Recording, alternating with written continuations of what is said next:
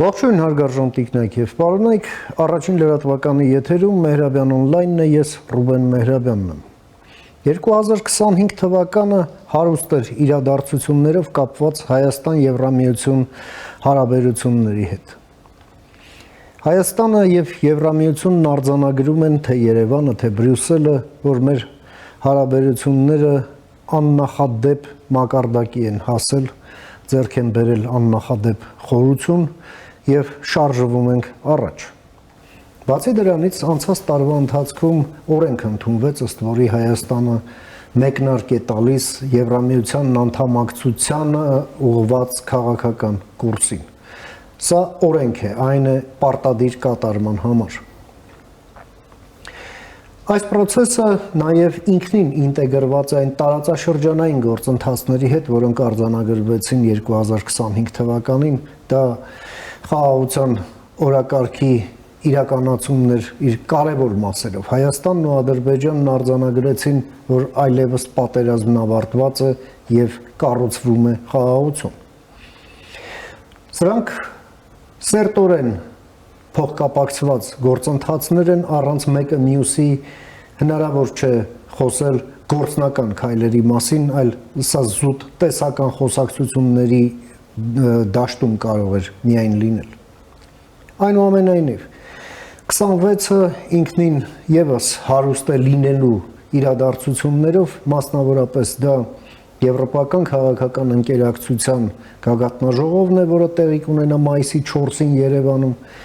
իսկ մայիսի 5-ին պատմության մեջ առաջին Հայաստան-Եվրամիություն գագաթնաժողովը։ Փորձենք հասկանալ, գնահատել եւ մեր անելիքները ըստ այդմ ուրվագծել առաջիկա այս միջոցառումներին ընթառաջ եւ այդ նպատակով ես մի հարգարժան հյուր եմ հրավիրել մեր տաղավար, ում սիրով ուզում եմ ներկայացնել, մեր հյուրն է Հայաստանի ազգային ժողովի Եվրաինտեգրման հանձնաժողովի նախագահ Արման Եղոյանը, բարև եք եկել պարոն Եղոյան, շնորհակալ եմ հրավերս ընդունելու համար, առիթից օգտվելով ուզում եմ շնորհավորել ձեր անցած տոները, ամանորը եւ Սուրբ Ծնունդը, արդեն մտել ենք աշխատանքային ռեժիմ, դուք որպես հենց այս պրոֆիլային հանձնաժողովի նախագահ, որ նաև անձնական ներդրումն ունեք այս գործընթացում, այս պահի դերությամբ ինչպես է գնահատում Հայաստան-Եվրամիություն հարաբերությունները հենց անցած տարվա այս ընթացքի կատարվածքով, հա, եւ հետագա անելիքները համեցեք։ Շատ լավ, շնորհակալություն, ինչպես եմ գնահատում ներկա իրավիճակը, գնահատում եմ հետևյալ կերպ, մեր հարաբերությունները Եվրամիության հետ գտնվում են ոչ միայն աննախադեպ լավ մակարդակում, այլև հնարավոր այս պայծությամբ հնարավոր ամենաբարձր մակարդակում։ Այսինքն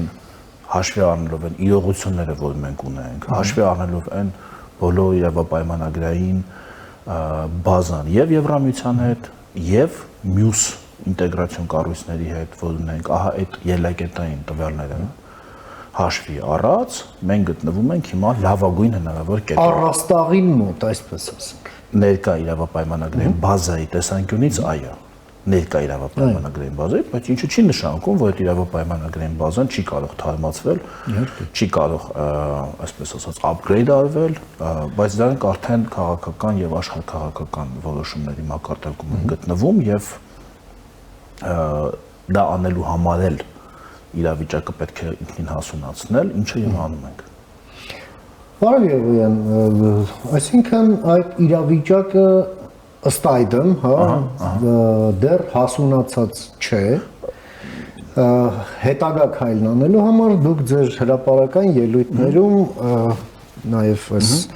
ճանապարհը փուլ առ փուլ վերլուծելով, ներկայացնելով, ասում եք, որ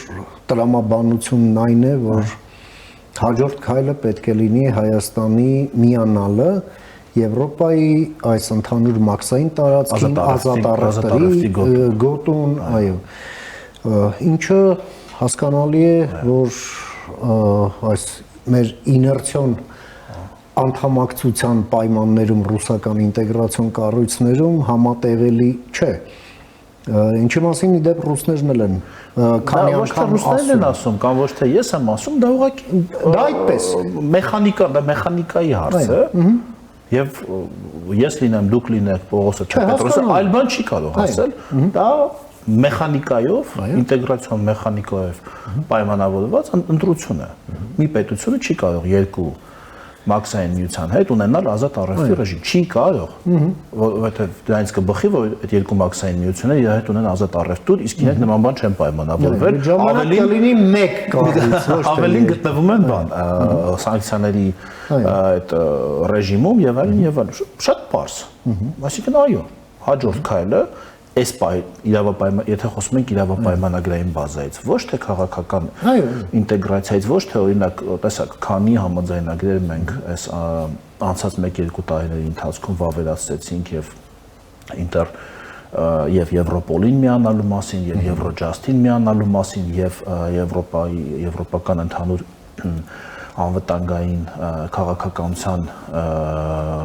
առաքելությունների մասնակից դառնալու մասին դեկտեմբերին բառացիորեն վավերացրեցինք, այսինքն այդ գծով աշխատանքը եւ ուրեմն ավիացիայի վերաբերյալ ունեցանք համաձայնագիր, այդ գծով շարունակվում է, բայց այն ինչ վերաբերում է ՍԵՊԱ-ին եւ այն ինչ դուրս է թողնվել ՍԵՊԱ-ից, այսինքն ազատ առևտրի գոտու համաձայնագիրը, եթե խոսում ենք իրավապայմանագրային բազայից, հաջորդ տրամաբանական քայլը պիտի լինի դա։ Այսինքն նկատի ունեմ անդամակցության ճանապարհին, անդամակցության ճանապարհ։ Եթե խոսում ենք անդամակցությունից, քանի որ մենք արդեն օրենքը ընդունել ենք, քանի որ կա նման քաղաքական կամք, նպատակ եւ հայտարարություններ եւ օրենք, այս բոլորը միասին, այո, դրան մենք պետք է գնանք դրան։ Այո, մնացած, այսինքն ճանապարհը դա իրավաբանություն է, տեխնիկական հարց է եւ պրոցեդուրային հարց է։ Ոչ միայն իրավաբանություն է, դա նաեւ առևտուր է, դա նաեւ առևտրաշրջանառություն է։ Հիմա մենք անցած տարի ունեցանք Եվրամիության հետ առևտրի 12 ամիսը դեռ ոնց որ թե չի հրապարակվել, բայց 10-11 ամիսների արդյունքով ունեցանք 10% աճ առևտրի Եվրամիության հետ, ինչը այդպես տենց շլացուցիչ մեծ թիվ չի, բայց քիչ թիվ էլ չի։ Բայց նաև այն բանի հետևանքով, որ Ռուսաստանի հետ ունեցանք առևտրի անկում մոտ 50%-ով, մեր ընդհանուր առևտրի մեջ Եվրամիության հետ առևտրի տեսակարգկշիռը 6.2%-ից բարձրացավ 12.2%, որովհետև ընդհանուր առևտրի տեսակարգկշիռը ինքը տեղով 10%-ով է աճել, բայց քանի որ այնտեղ 50%-ով ընկել է, դա գիտեք, ոսկու վերարտահանում, թանկարժեք քայլի վերարտահանում եւ այլն, այս պահին ունենք Եվրամիության հետ 12% առևտուր, ճշգրտված թիվը օրերս երևի թե կլինի ամբողջ տարվա համար, ինչը վատ չի։ Այն, այսպես ասած, այն լավ ժամանակներում,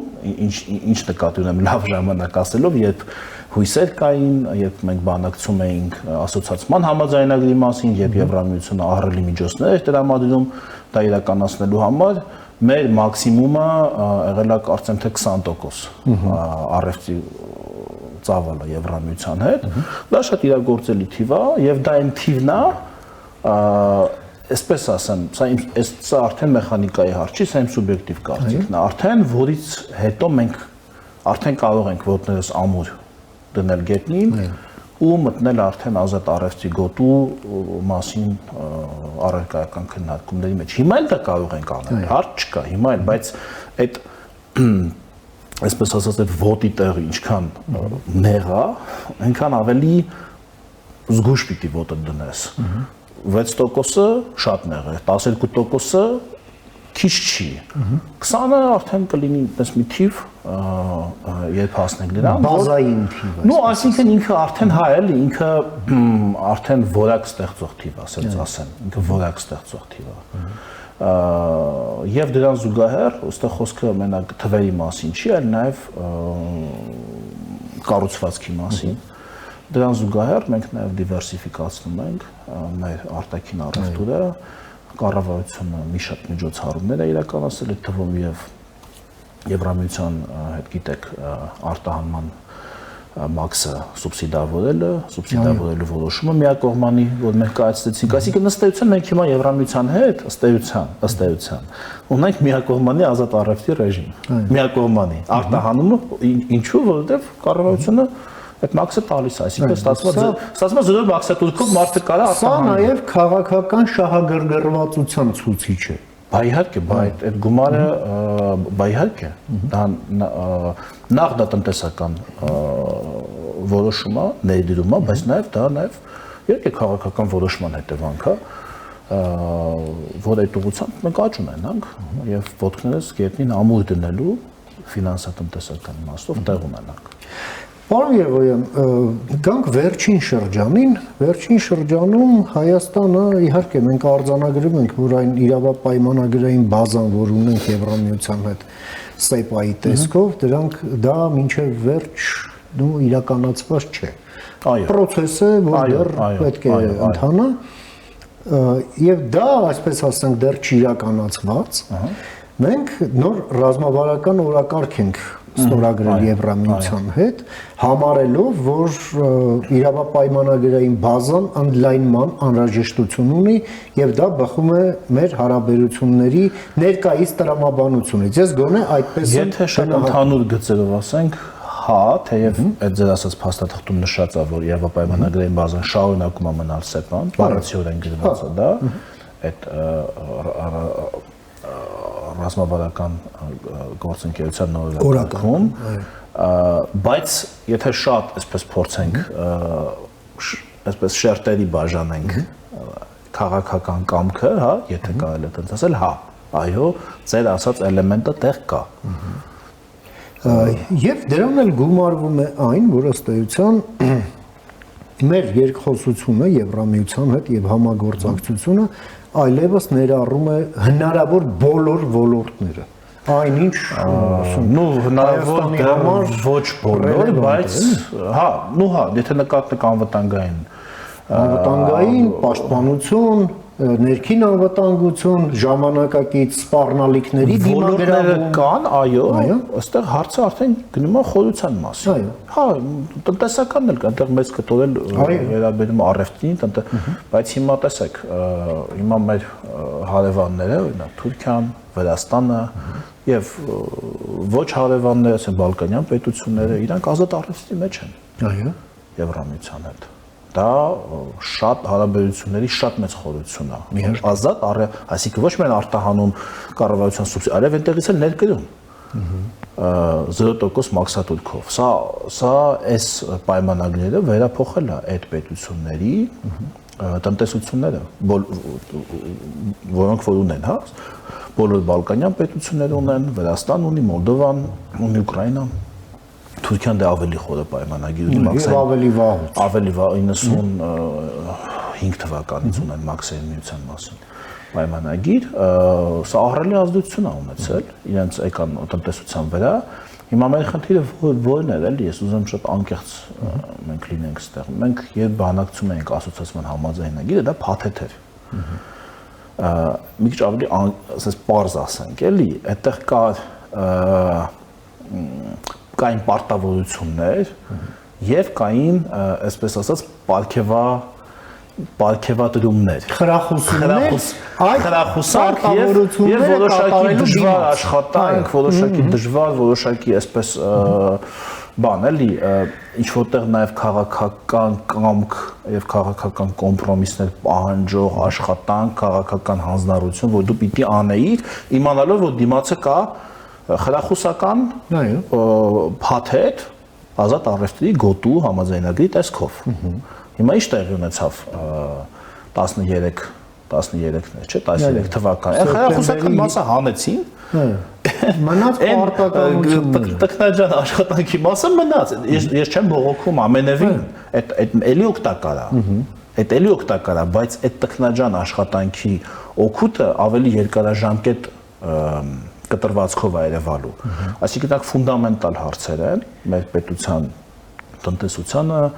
մեր, չգիտեմ, տարբեր ոլորտներում իրավահարաբերություններին վերաբերող, անվտանգությանը, չգիտեմ, սնունդ, ուրեմն քաղաքաշինություն, շինարարություն, ամեն ինչ ստանդարտների մասին է։ Հիմա ասոցիացիան համաձայնագրերը հենց այդպես են նախատեսված, քանի որ դու ստանդարտիզացիայի ժամանակ որոշակի ծախս ես ունենում հավելյալ, որովհետև դա արժի փող։ Իհարկե։ Դա արժի փող։ Ստանդարտիզացիան արժի փող։ Եվ մեծ փող։ Եվ մեծ փող, որովհետև դու քո տնտեսվարողին ասում ես սա պիտի անես, սա պիտի անես, սա պիտի անես, ասենք այդ հայտնի օրինակով էլի բերեմ, այդ որ կապանից այդ պլաստիկե շշի կափարիչը պիտի դա փող է։ Այդ մի փոքրիկ այդ էլեմենտը դա արժի կապիտալ ներդրումներ է ենթադրում։ Նոր ուրեմն հաստոց ձեռք բերես, որը կատարում է այդ գործողությունը, եւ դա արժի փող։ Ու սա մի օրինակ ընդհանրապես։ Պատկերացրեք, այդպիսի շինարարության մեջ ներկերը պետք է լինեն այսպիսին ցեմենտը, բանը, չգիտեմ, փոշին ոչ ավել քան այսքան, սա ոչ է բաները, չգիտեմ, մեքենաների կատալիզատորներն ասա, նա շատերը արդեն մենք ունենք օրենսդրական մակարդակում, հա, բայց այդ ամեն ինչը արժի փող եւ այդ ամեն ինչը պահանջում է քաղաքական կամք եւ դա հասկանալով Եվրամիությունը դնում է կողքից մի խրախուսական փաթեթ, որ զուգահեռ քո եկամուտները աճեն, որ դու կարողանաս սպասարկես այդ անընդհատ աճող քո ծախսերը ստանդարտիզացիայի վրա գնացող։ Ինչը արեցին օրինակ Վրաստանում, ինչ արեցին Մոլդովայում, Բալկաններում, էլ չասեմ։ Հիմա մեր մոտ այդ խրախուսական մասը դուրս է եկել, էլի մեր տնտեսությունը աճում է, հարց չկա, բայց պատկերացրեք ինչքան ավելի լավ կլիներ, որ այդ խրախուսական հատվածը այնտեղ լիներ եւ ինքը sense հարմոնիկ ձեռքի տված, հա, այդ խրախուսանքը եւ պարտականությունը միասին գնային։ Ոչ թե պարտականությունը ուղղակի գնար, հետո արդյունքը տեսնել մեկ էլ 10 տարուց կամ 20 տարուց, էլի տեսնելու ենք, հարցներ չի, բայց մի քիչ երկարաժամկետ։ Պարոն Եղոյան, այս արդյունքները, որը արձանագրվեցին 2025 թվականին Հայաստանի այդ քայլը, որին նաև մեր 60,000 քաղաքացիները անհատական մասնակցություն ունեցան, հնարավոր չէր լինի քաղաքականապես, հա, եթե չլինեին այն տարածաշրջանային գործընթացները, որոնք տեղի ունեցան, հա, այդ Ադրբեջանի հետ խաղաղության պայմանագրի շուրջ բանակցությունների ավարտը, հետո օգոստոսի 8-ը, երբ դրանք նախաստորագրվեցին, իսկ Միացյալ Նահանգների միջնորդությամբ նաև այդ փաստաթղթերը ստորագրվեցին, դե իսկ հետո էլ Երևանը եւ Բաքուն ընդառաջ քայլեր արեցին, այդ տրանզիտային սահմանափակումների վերացում եւ այլն, որ պատերազմի վտանգը ըստ էության մենք մտանք անցյալ տարի պատերազմի ակնհայտ վտանգի պայմաններում, եւ դա ժամանակ էր, որ մենք ուղղակի չգիտենք, թե այդ վտանգը երբ եւ ինչ ձևով է դրսևորվելու, եւ հիմա մի տարի անց, երբ մենք կարող ենք արձանագրել, որ առնվազն տեսանելի հեռանկարում այդ պատերազմի վտանգը մեզ մոտ նվազագույնի է հասել։ Սա է հնարավոր Թուրքիայի հետ այդ գործընթացները, որ մենք տեսնում ենք 5 պակաս վիճակում է այսպես արկախված, այդ ամենն է հնարավորություններ բացում, որ Հայաստանը եւ Եվրամիությունը ռեալիզացնեն իրենց հարաբերությունների ողջ ներուժը։ Հիմա մենք տեսնում ենք նաև, որ այդ ամենն այնպես չի, որ մեր բոլոր գործընկերների սրտով է, հա։ Այո, մեծ մասի սրտով է, բայց կան նաև նրանք, ովքեր սրտով չէ, եւ մենք էլ դիմել ենք Եվրամիության ըստ էության մեզ աջակցելու նրանց կողմից սանձազերծված հիբրիդային պատերազմին դիմագրավելու համար։ Եվ չենք էլ թաքցնում, որ այդ հիբրիդային պատերազմը կա, դե մարդկա չի տեսնում։ Դե հա, մարդիկ կան, հիմա շատերը կան, որ ասում են, ինչ է, չեք տեսնում։ Ուրա, ինչ եք խոսում։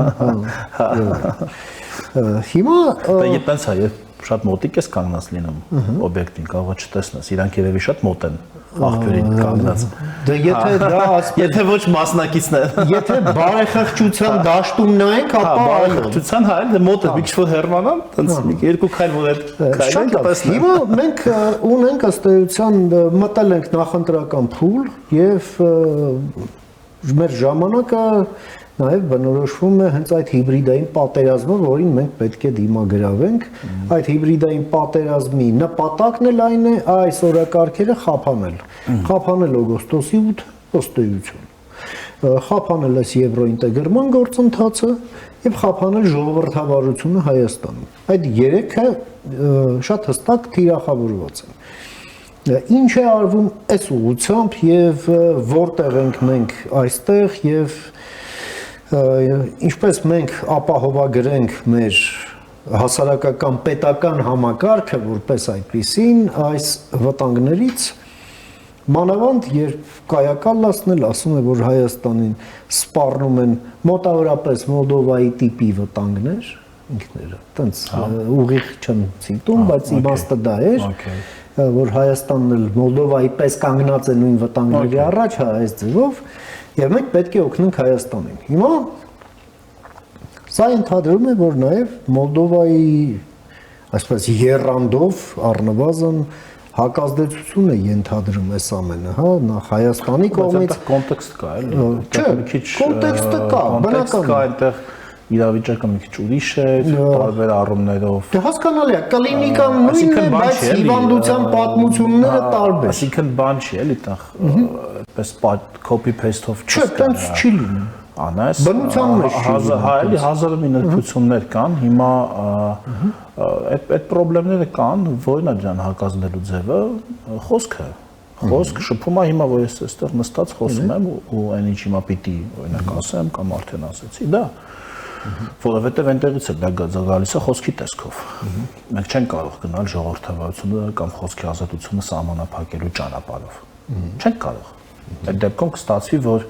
բայց դուք ինչով եք նրանցից տարբերվում։ Չէ, այդ դեպքում կստացվի որ միջոցը եղավ նպատակից ավելի մեծ։ Միջոցը չի կարող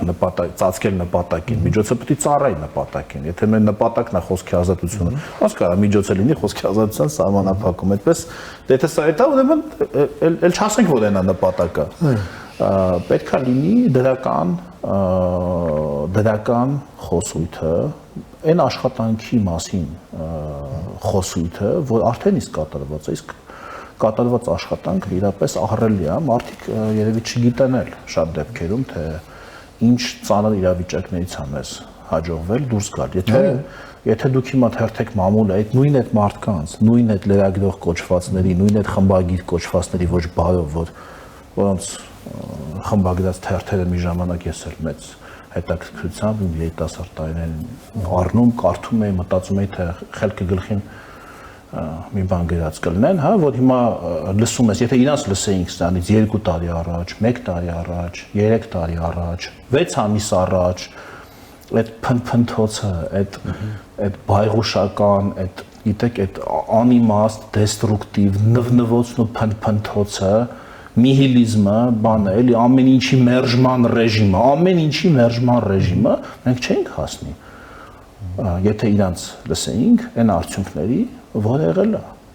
Եվ հիմա եթե մենք շատ գլուխ դնենք իրանց այդ փնփնթոցի հետ, մենք էլի չենք կարողանա այդ արդյունքները ամրապնդել։ Մենք անում ենք մեր աշխատանքը։ Հիմա տեսեք, արդեն քանի անգամ բեռ եկավ Ադրբեջանի տարածքով Հայաստան,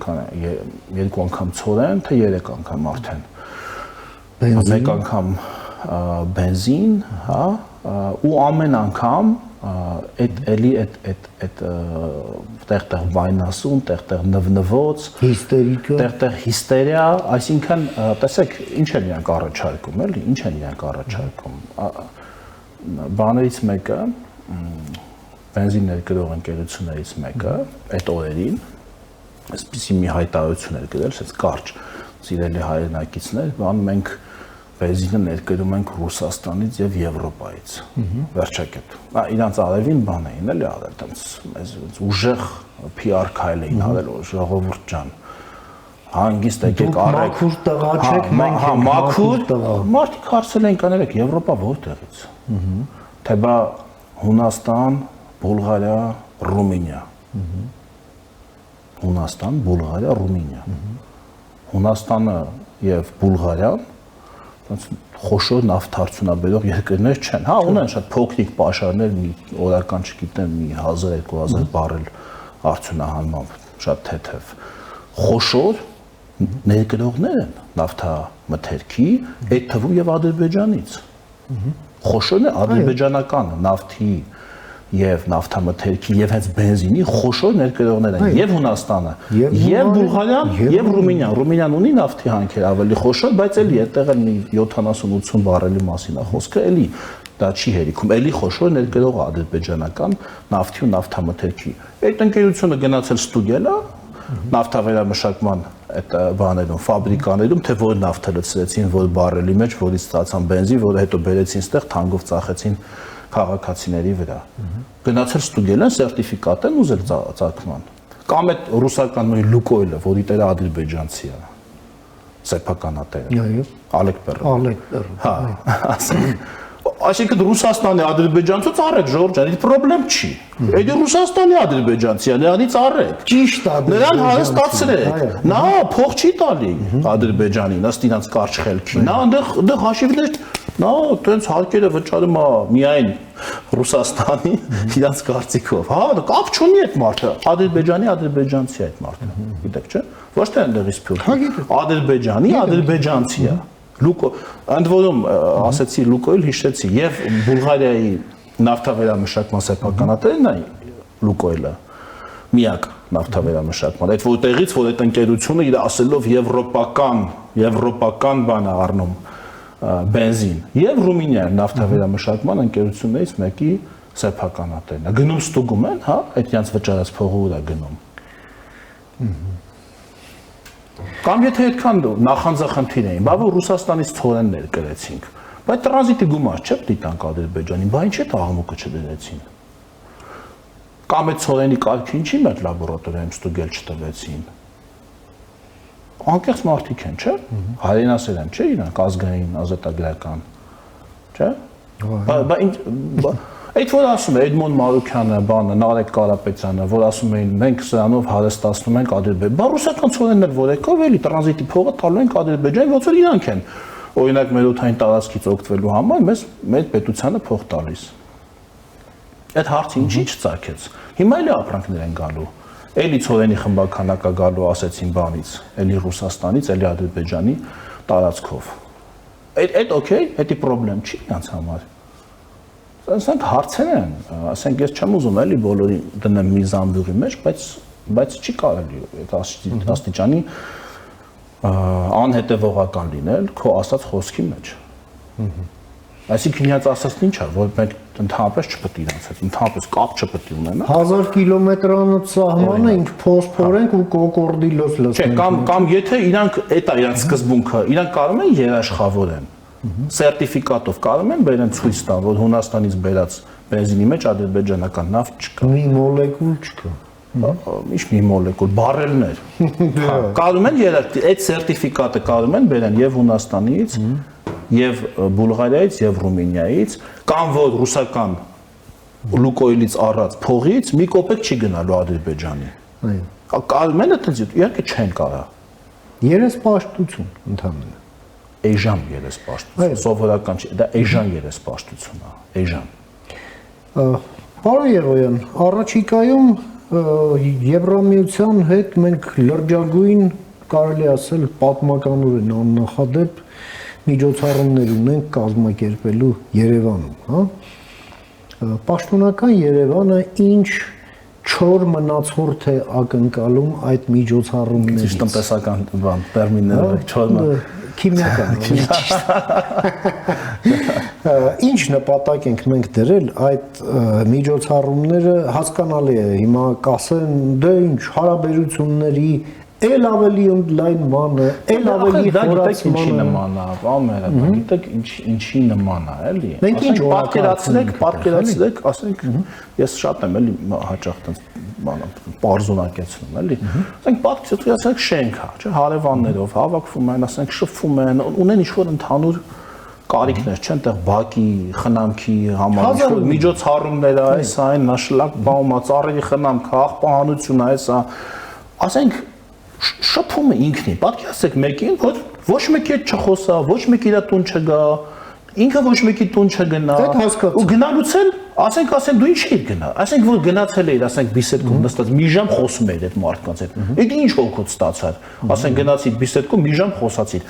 չորը մնացորդով, հələ ասա ինչ օգուտ դու բերեցիր, այդ մի քիչ այտենց չեն էլի այս միջազգային այդ շփումը ինքնին շատ կարևոր է, շփումը այն ինչ շփման արդյունքում, բայց շփումները որ չլնեին, այս ոչ մի բաներ չէր, բայց շփումը որ չլնե, կարևոր է, ֆիքսեցին։ Ինքնին այդ միջոցառումը Հայաստանում անցկացնելու որոշումը կլներ, որովհետեւ մենք գնայինք այնտեղ միտեղ sense անկյունում sense սուստաս նստեինք, sense նայենք ինչ է կատարվում։ Չէ, իհարկե չէ լինի, չէ, դա հիմա կգան մարդիկ, ստեղ էլ կլինեն շփումներ, ենթադրում եմ ինչ-որ ասենք գործարար միջավայրի հետ էլի կլինեն շփումներ, կապեր, այդ է մարդկային հասարակությունը, որ ինչի հասել է, շփումով է հասել։ Իրա, այսպես ասենք, կոմունիկաբելնստով է հասել, հա, ոնց ասեմ դա, եւ բանը, այդ է մարդու ուժը, մարդ արարածի, մարդկային հասարակության ուժը դրա մեջ է, որ շատ մեծ թվով մարդիկ կարողանում են կենտրոնանալ մեկ գործի վրա, ամեն մեկը ինչ-որ ներդրում ունենա այդ գործի մեջ։ Իզուր չի, որ մեր նախկին արտգործնախարարը ուզում է նամակ գրի։ Այո։ Մի արեք։ Նամակ գրի եվրոպական առաջնորդներին, ասի կլինի 2 ամիս ուշ անեք, որ չէ, ասա իմ համ ծիծաղում եմ, համտես տխուր է այդ ամեն ինչը, որ ասենք այդ տիպի մարդիկ 10 տարի մեր արտաքին քաղաքական գերատեսչությունն են ղեկավարել, խոսել են աշխարհի հզորների հետ, այդ ձև էլ խոսել։ Ես պատկերացնում եմ, սարսափում եմ ուղղակի, որ պատկերացնում եմ այդ մտածելակերպով կարող է ով էր ժամանակ, ով էր Կոլին Պաուելը, հա, իր ժամանակ ճիշտ եմ հիշում ԱՄՆ-ում կամ ուսների կանոնները կարող է չասենք պատկերացնում եք, ասած էլի կլինի մի ամսից էլի բան, ասենք մի բան ասած լինեն, ասա կլինի 2 շաբաթից անեմ, հիմա բանը էլի բան տակություն ունեմ էլի, այսօր չեմ կարող, մանկապարտեզ որ չի ասենք։ Այսինքն այդ օրը նշանակելուց նրանք չեն իմացել, որ Հայաստանում ընտրություն է։ Կամ իր կարծիքով Հայաստանում ընտրողները չի հասել։ Լավ, այնի մի կողմը, բայց մեր մոտից իրենց կարծիքով ընտրողները նայելու են բանին, այսինքն ով եկավ, ով գնաց, այդպես այդ արտաքին, այդ լեգիտիմություն փնտրողի այդ հոգեբանությունն է, որ համաժողովը եղավ, ընտրությունից 6 ամիս առաջ բան չանեք, ոչ մի բան չանեք։ Երևան դիալոգը չա մի արեք։ Այնի մի արեք, այնտեղ եթե ֆրանկոֆոնիայի հետ կապված ինչ-որ բան կա, այդ էլ մի արեք։ Ոչ մի բան, որ հանկարծ չմտածեն, որ ինչ չմտածեն։ Իրանք այդպես էին մտածում։ Այո։ Դա լավ չէր էլի։ Իհարկե լավ չէր։ Լավ չէր էլի։ Ժամանակությունից առաջ մեծ ոյաժներ էին սկսում, հիշում եք։ Չեք հիշում։ Ասենք հա, ասես ոյաժներ էին սկսում աշխարհի մայրաքաղաքներով։ Մամուլով էլ բանը գնում էր, չէ՞, որ հա, գնաց խոսացած առաջնորդ, խոսացած ամեն ինչ սա պայմանավորված է, բան։ Ասածա, բան, սենց հա, ոնց բան։ Դաբրոնկա, չէ՞, դա արտահայտություն կար մի ժամանակ, որը մեր լեքսիկոնից արդեն էական ժամանակա դուրս է եկել եւ չեն էլ նկատում։ Դաբրոնկա, հա։ Ստորացուցիչ բան է։ Պարոն Եղոյան, ինչպես եւ այս եվրոինտեգրման ճանապարհին ենք մենք այսպես առաջին քայլերը, շատ կարեւոր քայլերն անում, նույնը մեր ֆրագմենտացված տարածաշրջանը, այսպես նորից վերադեֆրագմենտացիայի հա ես այդ հարցին չպատասխանեցի այդ բաց առաջին քայլերն ենք անում, այսինքն 26-ը դառնալով ոչ միայն ժամանակագրական առումով, այլև տրամաբանական շարունակությունը 2025 թվականի եւս խոստանում է կարևոր իրադարձություններ այս ուղղությամբ, որոնք իրենց հերթին ընդլայնելու են մեր հնարավորությունները եվրոինտեգրման ճանապարհին, այսինքն սրանք փոխադարձ սնուցող փոխադարձ կապակցված process-ներ են։ Այստեղ դուք ինչ առաջխաղացում եք տեսնում այսպես եվրոինտեգրացիայի հանձնաժողովի նախագահի աչքերով, էլի։ Շատ լավ։ Տեսեք, այդ դիսկուրսը կա, ես նկատել եմ, որ բա ասում եք տարածաշրջանացում, բա հետո ասում եք Ուրեմն դեմ եք եվրոինտեգրացիա։ Այսպես խոսույթ չէ՞ կա, էլի ինչպես շատ հաճախ է լինում մեր հանրային խոսքում, ինչ որ բառեր են մարդիկ վերցնում, օգտագործում, տենց առանց հստակեցնելու դրա իմաստը, հետո նարատիվներն վրա կառուցում։ Չէ, ոչ միայն նենգա փոխելով, հաճախ իրանք էլ չեն հասկանում, ինչ, ասենք տարածաշրջանացում Այդ ինչ բառ է, տարածաշրջանացում։ Բայց մեր պարագայում դա ռելևանտ տերմին է, որովհետև դեռ 12 թվականին էր, երբ ՆԱՏՕ-ի գլխավոր քարտուղարն այցելեց Երևան, ես շատ լավ եմ հիշում, ինքն ասաց, ես այցելել եմ երևի գլոբուսի վրա ամենաֆրագմենտացված տարածաշրջանը եւ այն ֆրագմենտացված է կոնֆլիկտների պատճառով։ Դա բացառությունն է։ Այո, դա ֆրագմենտացվածություն կարա լինի, այսինքն որովհետեւ նորմալ վիճակը աշխարհում է ռեգիոնալիզացիան։ Ոչ, ընդհանրապես եթե դուք նայեք աշխարհում առևտրի ծավալ նույնիսկ Եվրամիության ներսում, եթե դուք նայեք, ով ում հետ է շատ շփվում, ով էլի այդ շենքի օրինակով, ասենք դուր դրան հարևանի հետ է շատ շփվում, թե իջնում է կողքի շքամուտքի այն վերջի հարկի հարևանի հետ Բենելյուքսը այդպես, Վիշեգրադը այդպես, Հյուսիս Բալթյան ութնյակը, ես ասեմ ավելին, Եվրամիությունը ինքնին ստեղծվել է որպես տարածաշրջանացման պրոյեկտ։ Այո։ Ի սկզբանե գաղափարն է եղել, որ մեր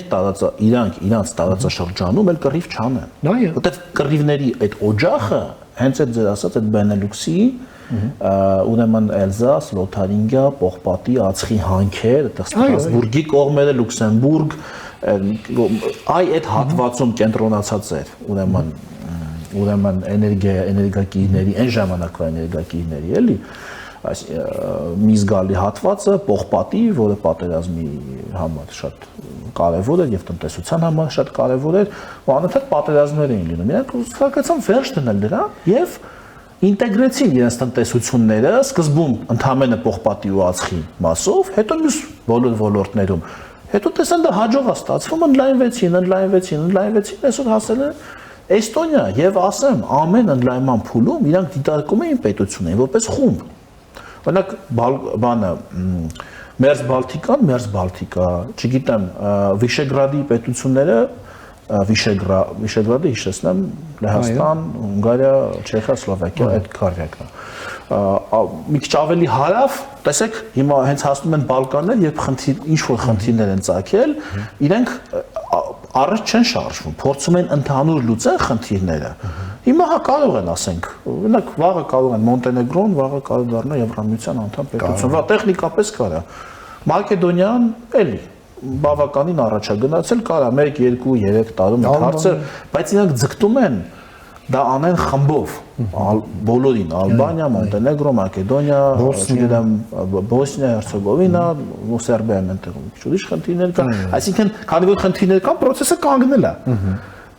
Չեն կարող առաջ շարժվել, հա։ Նույնը իրանք ժամանակին արել են բանում, ասցի մերձ